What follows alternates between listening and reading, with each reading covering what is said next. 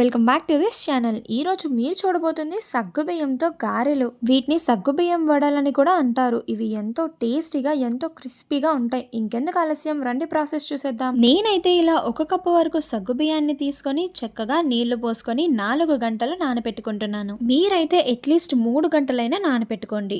ఆ తర్వాత ఇలా ఒక ప్యాన్ ని తీసుకొని వేరుశనగ పప్పుల్ని కాసేపు ఫ్రై చేసుకోండి. వేరుశనగ పప్పులు అనేవి ఇలా ఫ్రై అయిపోయాక వీటి పొట్టుని లైట్ గా తీసుకొని మిక్సీ జార్ లో వేసుకోండి. ఈ వేరుశనగ పప్పుల్ని మరీ ఫైన్ గా గ్రైండ్ చేసుకోవాల్సిన అవసరం లేదు. ఇలా కొంచెం పలుకులుగా గ్రైండ్ చేసుకోండి చాలు. ఇప్పుడు మనం ఆల్రెడీ 4 గంటలు సగ్గుబియ్యాన్ని నానబెట్టుకుంటే సగ్గుబియ్యం అనేది ఇలా అయిపోతుంది. ఇప్పుడు దీంట్లో మనం వేరుశనగ పొడిని వేసేసుకుందాం. దీని తర్వాత కొంచెం సన్నగా తరుగుకున్న క్యారెట్స్ ని, అలాగే కొంచెం సన్నగా కోసుకున్న పచ్చిమిరపకాయల్ని, కొత్తిమీరని యాడ్ చేసుకుందాం. ఆనియన్స్ అనేవి కంప్లీట్ గా ఆప్షనల్. ఆ తర్వాత జీలకర్రని మాత్రం ఖచ్చితంగా వేసుకోండి. ఉప్పు మీకు తగినంత వేసుకొని అల్లం వెల్లుల్లిపాయ పేస్ట్ మాత్రం 1 స్పూన్ వేసుకొని చక్కగా కలుపుకోండి. ఇప్పుడు ఈ మిశ్రమాన్ని బాగా కలుపుకొని పక్కన పెట్టుకుందాం. ఇప్పుడు ఈ పిండిలోనే మనం బాయిల్ చేసుకున్న ఒక పెద్ద సైజ్ పొటాటోని గ్రేట్ చేసుకొని వేసుకుందాం. ఇలా మనం పొటాటోని తురిమి వేసుకోవడం వల్ల పొటాటో పీసెస్ అనేవి పిండిలో కలవకుండా ఉంటాయి. ఈ ఇంగ్రీడియంట్స్ అన్నిట్లో పొటాటోని మాత్రం మిస్ చేయకుండా కలుపుకోండి. ఇలా మనం పిండిని కలిపేసుకున్నాక కొంచెం అమౌంట్ ఆఫ్ పిండిని తీసుకొని ఇలా కర్చీఫ్ మీద